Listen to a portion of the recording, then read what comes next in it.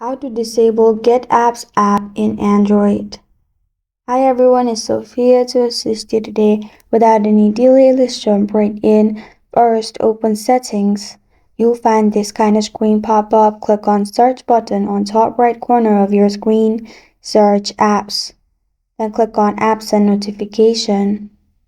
You'll find Getapps in here. If you click on See All Apps, you'll find Disable option like this. I am just showing you example of Drive, as Getapps is not available on my Android device, but it may be available on your device. You can simply search in this way and disable in this way. This is how to disable Getapps in Android. Thank you for joining me today. If this video helps you out, please leave a like and subscribe for more. Got a question or want to suggest a topic? Comment below. I am Sophia signing off. Until next time.